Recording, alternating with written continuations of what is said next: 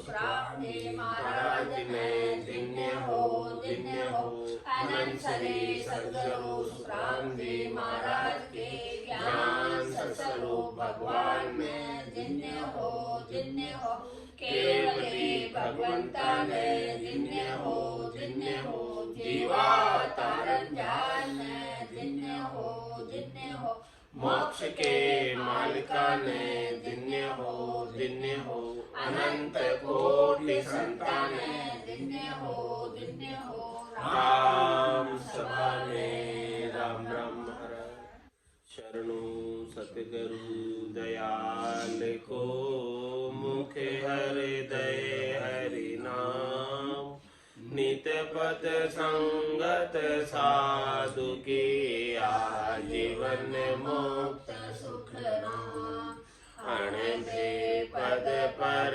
काश के दायक सतगुरु राम अनंत कोटि जन सहाय की काहे करूं प्रणाम सतगुरु को एको सबद मन कोई लेवे मान तो सहज होते हैं संत दास मुश्किल सुआसान भक्ति भक्त भगवंत गुरु चतुर नाम बपुए जिनके पद रज परस नासक विघ्न अनेक सब दरती कागज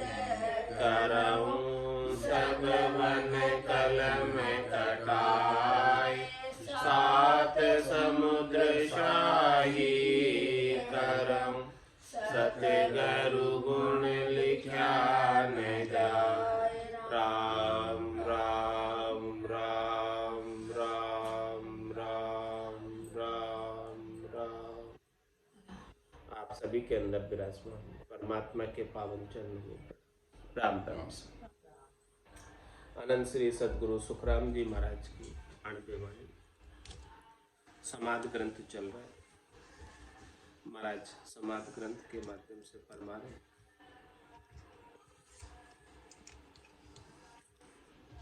नाउ तत्लिंग शरीर है ए भी उल्ली बार हम देखा सुखी राम कहे बारी खोल किवाड़ दसिया घर पर ताब सो सायब सन्मुख होय हम बल सो सुखी राम कहे बारी खुली न कोई जिन पल में खिड़की खुली तब ऐसी विध होय सात मुख सुखी राम कहे हंसे शुद्ध न कोई। पहली बात तो महाराज फरमा रहे हैं कि हम दसे तो सदगुरु की कृपा से दया से महर से, इनके बिना तो हम दस ही नहीं पाते। हमारी करनी से तो ये संभव नहीं था, हमारे बल से तो ये संभव नहीं था। इसलिए अपने रटना की, अपने भजन की, अपनी करनी का अभिमान नहीं करना कि मैं इतना करता हूं, इसीलिए गया। आपके करने से नहीं जा रहे, सदगुरु की कृपा से जा रहे, दया से जा रहे। भजन का भी अभिमान हो जाता है कि मैं इतना भजन करता हूं। हाँ हाँ, तो महाराज मैंने आपके भजन करने से आप नहीं जा रहे हो। हाँ, वो तो दसिया गुरु प्रताप से, सदगुरु की कृपा से गए आप, आपके करने से नहीं गए। तो अभिमान मत कर लेना कि मेरे करने से मैं जा रहा हूँ। आपकी करनी का तो इसमें केवल सहयोग है, लेकिन कृपा तो सदगुरु की है, तब जा पा रहे। दसिया गुरु प्रताप सु सायब सन्मुख होय हम बल सो सुखी राम कहे बारी खुली न कोई जिन पल में खिड़की खुली तबे सी विद होय सात मुख सुखी राम कहे हंसो शुद्ध न कोई जिस पल में खिड़की खुली तब ऐसी विध बनी, ऐसी रीत बनी, ऐसी स्थिति बनी कि सातों ही सुर ठंडे हो गए, शीतल हो गए। उनकी सुधे ही नहीं रही, वो अपना भोग ही नहीं मांग रहे।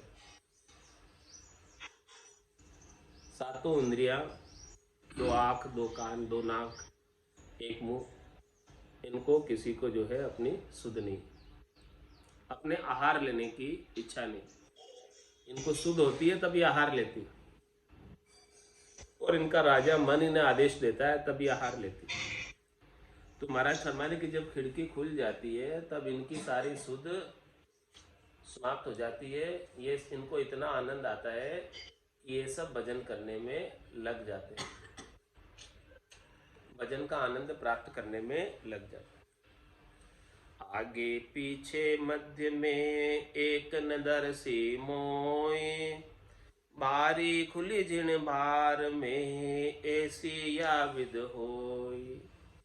बारी जिस समय खुलती है तब आगे पीछे और मध्य की कुछ भी नहीं सूझती, बस वो आनंद उस समय बारी का इतना जबरदस्त होता है कि सब कुछ भूल जाता है, पीछे का भी भूल जाता है, आगे की चिंता भी भूल जाता है, और वर्तमान में अपना जीव भाव भी भूल जाता है।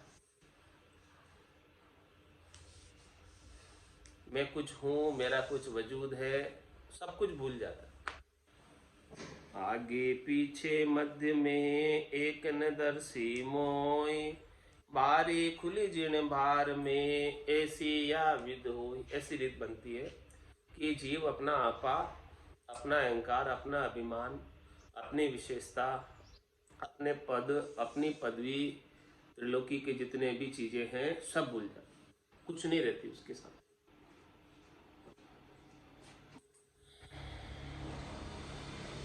और आगे क्या फरमा रहे, रटना था कि त्रिकुटी भंवर गुफा के घाट, बारे लग सुख राम कहे धुन चाले सुध बाट।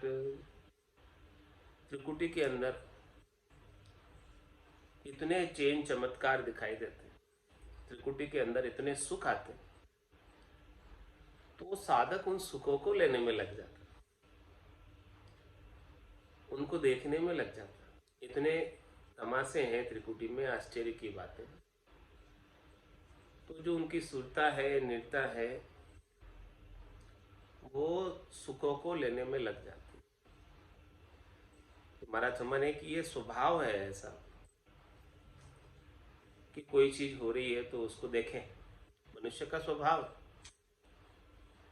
तो स्वभाव वश देखने लग जाता।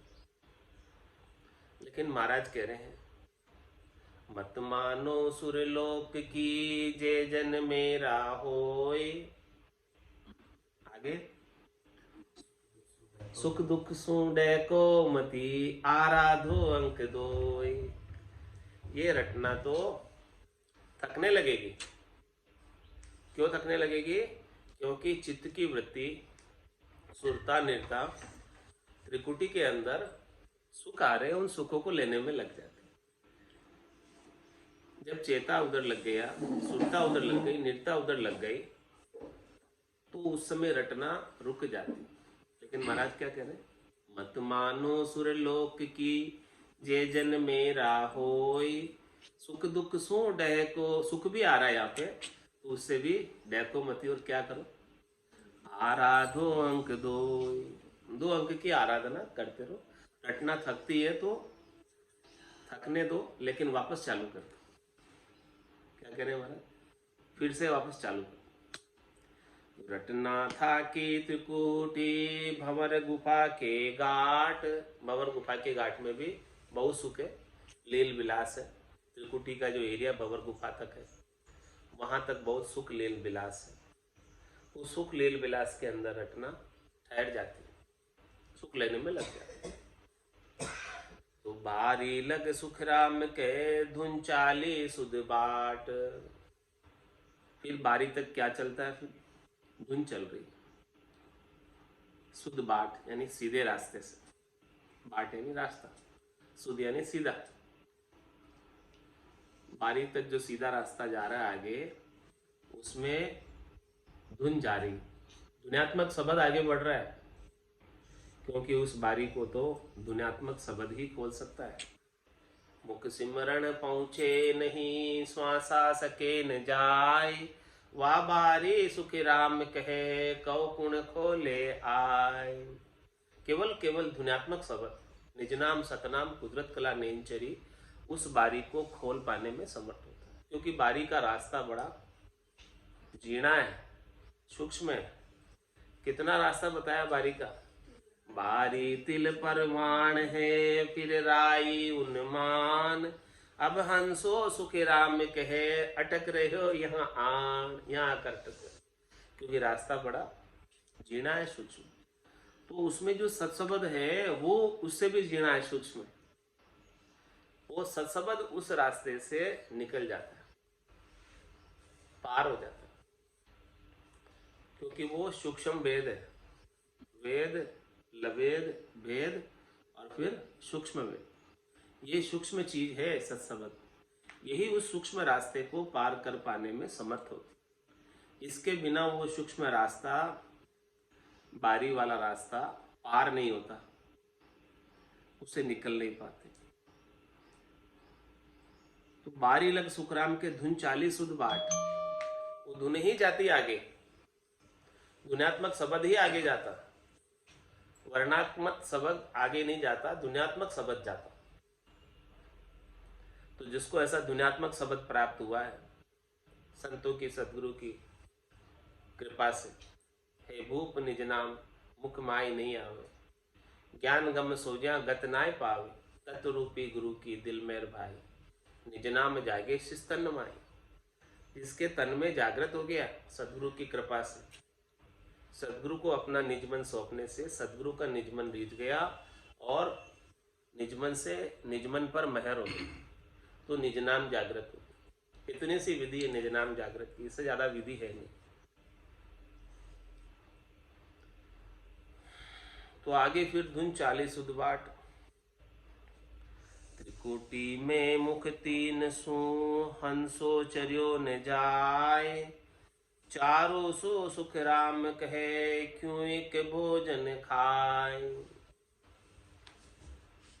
त्रिकुटी में मुख तीन सू, एक मुंह और दो आंखें, ये तीन मुंह।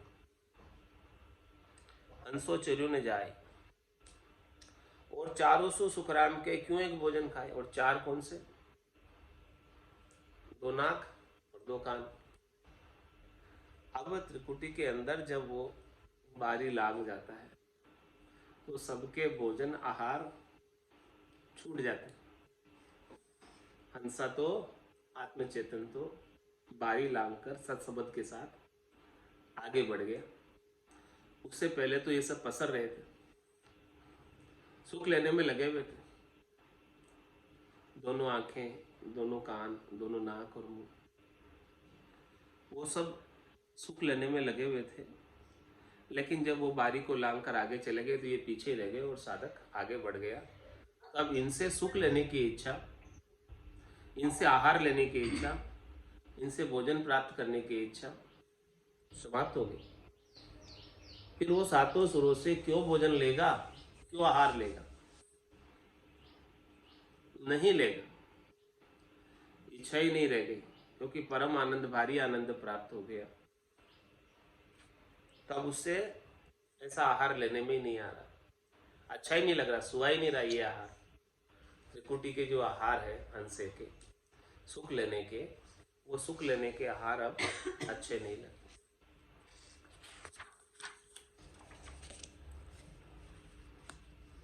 क्या किया इसने? सप्तदीप को वास तजे, मिले आद गरमाए, तब तन सुखे राम कहे, हंसे कब हुन आए। सप्तद्वीप को वास तजे, मिले आद, जो इस प्रकार से 7 धातु के शरीर से देहाध्यास को छोड़कर, कब छूटेगा देहाध्यास? जब ऐसा भारी आनंद प्राप्त होगा निज नाम का। बिना निज नाम के भारी आनंद के देहाध्यास छूटता नहीं, सातों सुरों के आहार लेने की प्रवृत्ति कम नहीं होती। तो सप्तद्वीप को वास तज, इन सातों सुरों का वास छोड़ देता है। ये 7 धातु के शरीर का वास छोड़ देता है, देहाध्यास छोड़ देता है, देह से सुख लेने की इच्छा, सूक्ष्म शरीर से सुख लेने की इच्छा सब छूट जाती। जो इस प्रकार से जीते जी स्थूल शरीर, सूक्ष्म शरीर, कारण शरीर, महाकारण शरीरों से जो प्रकृति के बने हुए, इनसे सुख लेने की इच्छा को जीते जी जिसकी छूट जाती है, उसकी बात महाराज बता रहे कि सप्त द्वीप को वास तजे मिले आद गरमाए। इसका निवास छोड़ देता है। यहां निवास करने क्यों आया? सुख लेने के लिए आया। और जो यहाँ के निवास को छोड़कर, यहाँ के सुखों को छोड़कर मिले आदगर में, आदगर में जाकर जो मिल जाता है, 3 लोक सु भया उदासी, जय जन अमर लोक का वास। तब तन सुखी राम कहे हंसे कबहु न आए। तब फिर महाराज फरमा रहे कि वो हंसा तन धरकर कभी नहीं आता। अब तक जितना आना था आ गया, अब नहीं आएगा, वापस तन नहीं धरेगा। तो वापस तन नहीं धरेगा, उसी दिन उसके सारे तन के दुख जाएंगे। तन दुख जा दिन जावसी, जा दिन धरे न दे, निरंजन लग सुखराम के भुगते को नरिये है। उस दिन उसके तन के सारे दुख मिट जाएंगे, जिस दिन तन नहीं धरेगा। तब तन सुखी राम के हंसे कबहु न आए। और जब तक तन में आता रहेगा, तंदर सुखिया कोई नहीं देखा, जो देखा सो दुखिया होई। उदय अस्त की बात कहत हूँ, सबका किया विवेका होई। शुरू से लगाकर लास्ट तक की बात महाराज बता रहे कि सबका विवेक करके देखो, विचार करके देखो कि जिसने भी तन धरा है उसके साथ कोई ना कोई दुख तो लगा होगा। तन के साथ सब सुख दुख है, और जब ये तन नहीं धरेगा तब जाके उसके सब सुख दुख मिटेंगे। तो तन नहीं धरने का एक ही उपाय है, सप्तद्वीप को वास तजे मिले आद घर माए। तब तन सुख राम के हंसे कबहु न आए। 5 25 हंस का थाके ये बलपाण, वहां गे सुख राम कहे चारों संग बखान। 5 प्रकृति, 25 इस प्रकृति के गुण, 5 विषय, 5 ज्ञानेन्द्रिया, 5 कर्मेंद्रिया, इन सब के बल और पाण थक जाते, ये सब निर्बल हो जाती।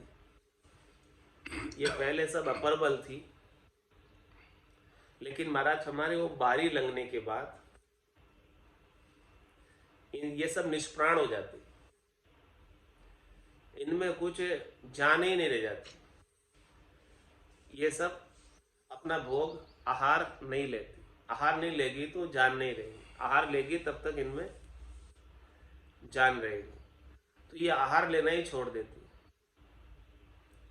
5 25 हंस का थाके ये बल पाण, इनका पाण, इनका बल थक जाता क्योंकि ये आहार नहीं ले रही। वहां आगे सुख राम कहे चारों संग बखान। इसके आगे 4 संग रहते हैं, ये तो थक जाती है। कौन कौन थक जाती है? 5 विषय, 5 प्रकृति का बना हुआ शरीर, क्षितिजल पावक गगन समीरा, पंच रचित ये अधम शरीरा, इससे सुख लेने की इच्छा समाप्त हो जाती। शब्द रूप रस गंध स्पर्श की इच्छा समाप्त हो जाती, और इस 5 प्रकृति के 25 गुणों से सुख की इच्छा भी समाप्त हो जाती। फिर आगे 4 रहते हैं। क्या 4 रहते हैं? चित्त चेतन निज मन रे निरत खुले सतनेण, तब दर सब दर से सुखी राम कहे बोल सके नहीं बैण।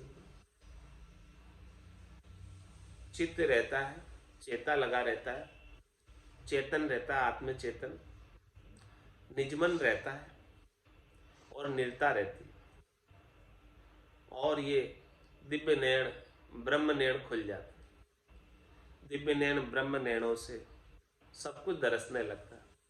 सब दरसे सुख राम का, सब कुछ देख रहा है इंसान, लेकिन बोल सके नहीं बैण।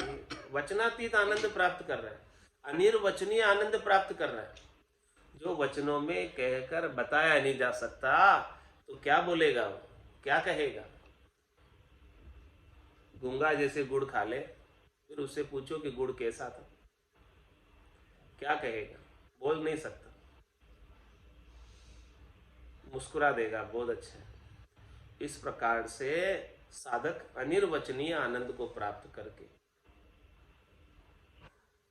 आनंदित रहता है, उल्लासित रहता है, मुदित रहता है, प्रसन्न रहता है।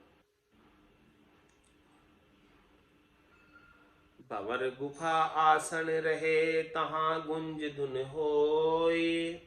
दर से सब सुखी राम कहे, गिगन तमाशो मोय। अब साधक की स्थिति कहाँ तक की हो गई? भंवर गुफा से ऊपर की स्थिति हो गई। भंवर गुफा आसन रहे, तहां गुंज धुन होय। वहां पर गुंजार हो रही, नाद की ध्वनि तो नाभि से आरंभ हो गई थी, अनंत नाद की ध्वनि त्रिकुटी से आरंभ हो गई थी, फिर जिंग ध्वनि और फिर सोहंग ध्वनि, और उसके बाद भंवर गुफा के बाद अगम की ध्वनि। ये दोनों ध्वनियां बीच में भंवर गुफा की। भंवर गुफा आसन रहे, जहां गुंज धुन होय। दर से सब सुख राम कहे, गिगन तमाशो मोय। ऐसा गिगन मंडल में आश्चर्य की चीज गुंजार अनुभव में आ रही।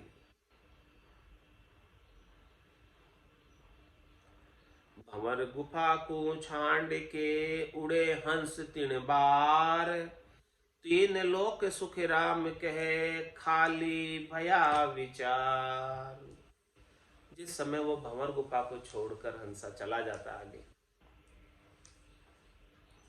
उस समय महाराज हमारे ये पूरी त्रिलोकी, उसकी खंड पिंड ब्रह्मांड खाली हो जाती। शब्द ब्रह्म भंवर गुफा को छोड़कर लांघकर आगे बढ़ जाता, उसके साथ आत्म चैतन्य जाता शब्द ब्रह्म के साथ, और फिर इस त्रिलोकी से, तीन लोकों से, खंड पिंड ब्रह्मांड से सुख लेने की इच्छा खाली हो जाती, रीता हो जाता। यहाँ से कुछ नहीं लेता, कुछ भी बाकी यहाँ से सुख लेना नहीं रहता। पूरी त्रिलोकी खाली हो जाती है उसके लिए, तीन लोकों के सुखों से उदास हो जाता। निरअंश को निज हंस है, फिर जीर्ण सुजीर्ण। बाजा सुन सुखी राम कहे, था कि अनहद बीण। निरंश को निज हंस, ये हंस जो है परमात्मा तत्व से बना हो। परमात्मा की जाति और इस हंस की जाति एक ही, और ये शरीर, स्थूल शरीर, सूक्ष्म शरीर, कारण शरीर, महाकारण शरीर, ये सब प्रकृति के बने, ये सब माया के बने, और ये आत्म चेतन जो है ब्रह्म का बना हुआ है। तो निरअंश को निज हंस है, फिर जीने सू ही जीण। ये तो एकदम सूक्ष्म से भी सूक्ष्म है, इसकी गति सूक्ष्म से भी सूक्ष्म है, इसे चरम चक्षुओं से देखा नहीं जा सकता। बाजा सुन सुखी राम कहे, था कि अनहद बीन। और वो सूक्ष्म निज नाम है, सूक्ष्म ही आत्मचेतन, दोनों ही सूक्ष्म। जब आत्मचेतन निज नाम के जागृत होने से आगे से आगे की धुनी जो खुलती जाती है वो सुनता है तो उसकी पहले की धुन थक जाती है और आगे की धुन चालू हो जाती है। पहले नाद आरंभ होती है नाभि से, फिर अनद नाद, त्रिकुटी से, फिर जिंग धुन। तो महाराज हमारे हैं कि अनद जब चालू हो जाती तब नाद को छिपा देती, जिंग जब चालू हो जाती तो अनद को छिपा देती, आगे से आगे की धुनी खुलती जाती। ताड़ा ताक सबदी खोले और रंकार धुन आगों बोले, आगे से आगे की धुनी खुलती जाती। तो बाजा सुन सुखी राम कहे था कि अनहद बीण। अब क्या होता है, स्थिति देखो साधक की। पवन थो तो बहत है हंसे का स्थूल, जागे बिन सुखी राम कहे गोरस गर गर मूल।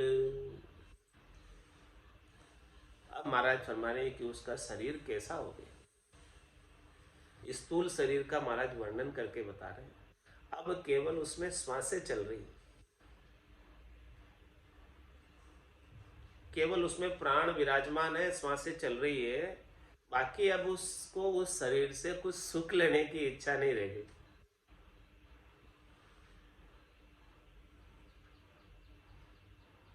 पवन थो तो बहत, खाली बह रहा है बस पवन, श्वास आ रही है श्वास जा रही है। समाधि की अवस्था है, श्वासें चल रही है, हल्की हल्की श्वास आ रही है, हल्की हल्की श्वास जा रही है, और साधक आनंद के अंदर मगन, उसे भान भी नहीं है श्वासों। पवन थो तो बहत है हंसे का स्थूल, जहां गी बिन सुख राम कहे गोरस गर गर मूल। अब क्या रह गया उसके शरीर में, गोरस। गोरस किसे कहते हैं, छाछ। सभी स्थान पर अब छाछ रह गई। अब इसको दही था पहले, ये दही को मथा सांस उसास में खूब, और मथ करके उसमें से मक्खन निकाल लिया, और मक्खन निकालकर ता तपाकर उसको घी बना दिया। अब वो घी तो ऊपर पहुंच गया गीगन मंडल में, भंवर गुफा को छांट कर। जो सत्सबद है उसका आनंद, उसकी खुशबू, उसकी परमल सुगंधित सुबास आत्म चेतन ले रहा है ऊपर। अब नीचे क्या रह गई, छाछ। ये स्थिति हो गई शरीर की। अब शरीर से सुख लेने की कोई इच्छा नहीं रही, खाली हो गया एकदम, रीता हो गया एकदम, और वो घी का आनंद आत्मचेतन ले रहा है ऊपर। अब नीचे तो ये संसार उसके लिए छाछ के समान हो गया, संसार के सारे व्यवहार उसके लिए छाछ के समान हो गए, जिसमें कोई सार नहीं रह गया। सार तो वो प्राप्त कर लिया, हरि के भजन को करके निज नाम का आनंद साधक आत्मचेतन अपने निरंजन निराकार पद में ले रहा। वो सार चीज, वो मक्खन, वो घी शुद्ध परमल, वो इसमें से छांट कर निकाल लिया। अब ये शरीर तो पवन थो तो बहत है हंसे का स्थूल, जागे बिन सुख राम कहे गोरस गर गर मूल। अब गोरस ही रह गया, छाछ ही रह गई, पानी रह गया बस केवल। अब इसमें कोई आसक्ति नहीं, सुख लेने की सारी आसक्ति छोड़ दी। अब खाली घी का आनंद लेते रहते हैं, घी का ही अनुभव करते रहते हैं। अब जिसे ऐसे घी का आनंद प्राप्त आ जाए तो क्या वो छाछ और पानी पिएगा? शरीर संसार के सुखों में जाएगा? जाने की इच्छा ही नहीं है, जिसे ऐसा घी का भारी आनंद प्राप्त हो रहा है। और ये निकाला कैसे? महाराज के दही बिलो हर काडियो न्यारो कियो हलाए, पावन सो सुख राम कहे यूं हंस बिछड़िया माय। इस प्रकार से ये हंस जो है अंदर अंदर ही इन सब आसक्तियों से, सुख लेने की इच्छाओं से बिछड़ गया, न्यारा हो गया। और ये सुख लेने की इच्छा थी इसीलिए आ रहा था, अब ये सुख लेने की इच्छा जब बिछड़ जाएगी देह से, देहाध्यास जब छूट जाएगा तो वापस देह धर कर नहीं आएगा।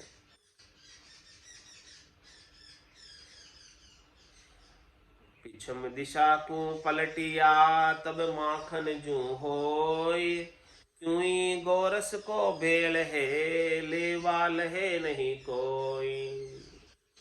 महाराज हमारे शंखनाल से जब वो बंकनाल में आ गया तब समझो कि उसका जो है माखन जितना काम तो हो गया, बलोने का काम तो पूरब दिशा में हो गया दही को, और शंखनाल से बंकनाल में आया तब मक्खन हो गया। लेकिन महाराज कह रहे मक्खन के अंदर भी छाछ का रेवा रहता है, यानी माया का भेल रहता है। और मक्खन को कुछ दिन पड़ा रख दो तो बदबू आने लग जाती है, लेकिन घी में से नहीं आती, क्योंकि उसमें छाछ का भेल नहीं, माया का भेल नहीं। तो महाराज फरमा रहे पीछम दिशा को पलटिया तब माखन जू होय, क्यों गोरस को भेल है लेवाल है नहीं कोई। अब महाराज फरमा रहे कि माखन क्यों ही गोरस को भेल है लेवाल है नहीं कोई। फिर जब आगे जब ता तपा के एकदम शुद्ध हो जाता है, भंवर गुफा को छोड़ देता है, तब उसमें माया का भेड़ बिल्कुल भी नहीं रहता, और तब उसके अंदर फिर वो बदबू नहीं मारता।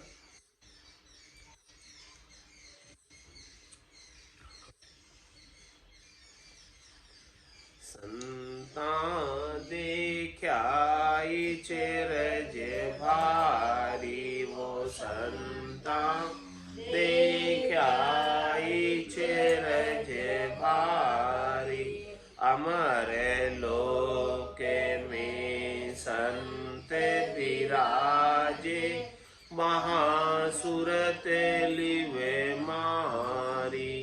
अमर लोक में संत विराजे, महासुरत लिवे मारी, वो संता देख्याई चेरज भारी, वो संता देख्याई चेरज भारी।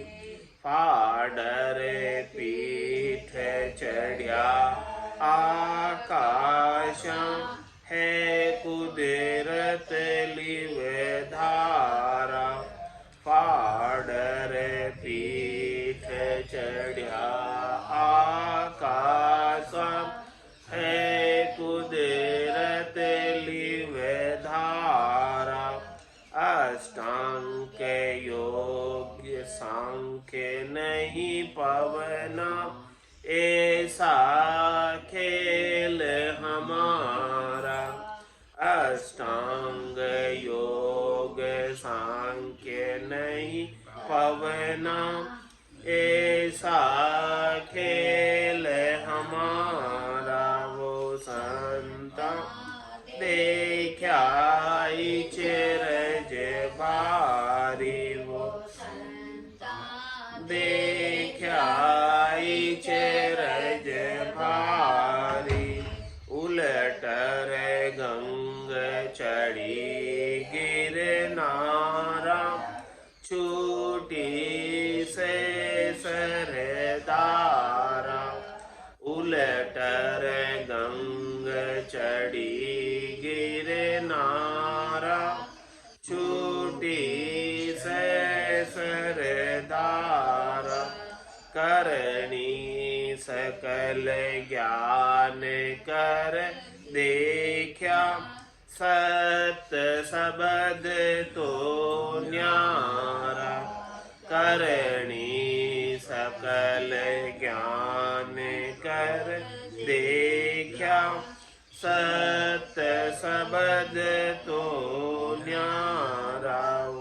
संता देख्याई चेरज भारी, वो संता देख्याई चेरज भारी। बादल बीज बिना इंद्र विराजे तीन लोक के माई बादल बीजे बिना इंद्र गाजे तीन लोक के माई खट सुन राग छति सुन न्यारी अखंड खंडे कछु नाई खट सुन राग छति सुन न्यारी अखंड खंडे कछु नाई वो संता देखा चरज भारी वो संता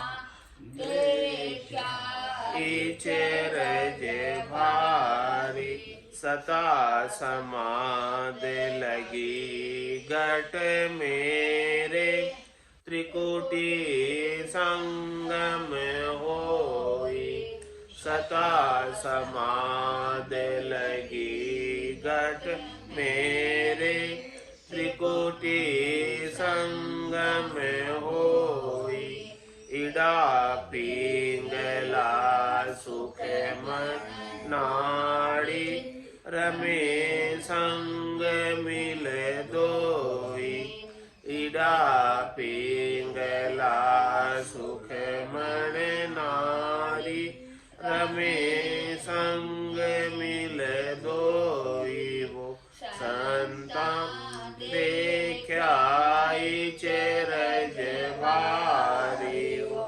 संता देख्याई चरज भारी कै सुख राम सबद जोरावर पाया सुपत आवे कह सुख राम सबद जोरावर पाया सुपत आवे बिन पाया नर कहो बो तेरा दिल का भरम न जावे बिन पाया नर कहो बहु तेरा दिल का भरम न जावे वो संता देखा चरज भारी वो संता देखा चरज भारी अमर लोक में संत विराजे वहाँ सुरत लिव मारी अमर लोक में संत विराजे वहाँ सुरत लिव मारी वो संतो देखा चरज भारी वो संतो देखा चरज भारी बोलो राम सतगुरु देव जी महाराज ने धन्य हो परम दयाल सतगुरु सुखराम जी महाराज ने धन्य हो आनंद श्री सतगुरु सुखराम जी महाराज के ज्ञान स्वस्वरूप भगवान ने धन्य हो केवली भगवंता ने धन्य हो जीवा तारण जहाज ने धन्य हो मोक्ष के मालिका ने धन्य हो अनंत कोटि संताने धन्य हो राम सभा में राम राम सा राम राम सा राम राम सा